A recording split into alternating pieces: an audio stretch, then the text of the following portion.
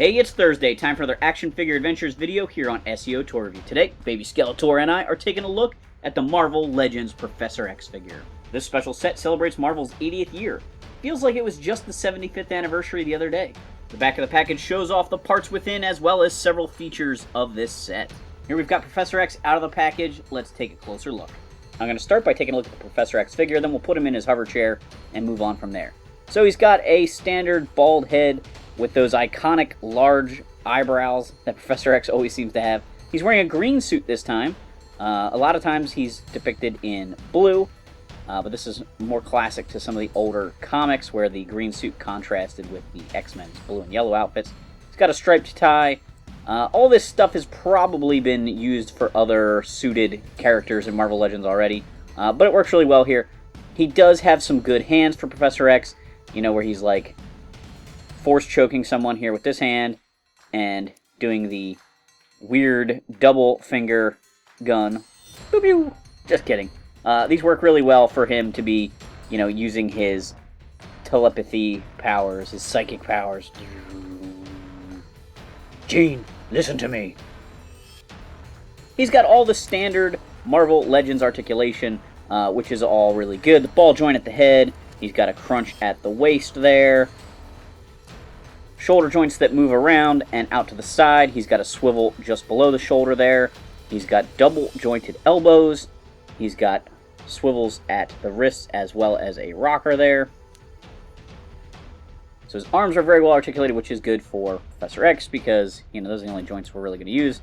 Down below, all the stuff that doesn't really matter because he doesn't walk. He's got standard Marvel Legends hips. He's got a swivel just below that. Double jointed knees. He's got an ankle rocker there, and they do pivot out to the side a little bit. Next up, let's take a look at his hover chair, which is really nicely detailed. Oops. Kind of starts to come apart there a little bit. It comes separated in multiple pieces in the package there. You have to put it together with the seat cushions kind of inserted in there. I love how much detail they put on the cushion of that seat that you're never really going to see. He does have some slide-out command station things here, which reminds me a lot of the Toy Biz Professor X figure from back in the day that had the slide-out, or they were like flip-open consoles. The screen on this thing looks awesome on camera. It really looks like it's glowing. Alright, so Professor X. We can just drop him in there. He does come with this little sculpted blanket that you can set on his lap. Like this. Since he usually is depicted wearing a blanket on his lap. Now he's in his hover chair. I personally like the hover chair like this. I wouldn't have minded if it came with a real small, low-profile hover base that lifted it up just a fraction of an inch off the ground. But what we got was this crazy air whoosh base that I think is kind of obnoxious and kind of raises it too high. Now, it might sit a hair lower if I push it all the way on, but I'm worried that it might not unpeg nicely. But I just think that that's too high and too noticeable with all this whooshiness to it. Like, why can't it just be straight, clear plastic?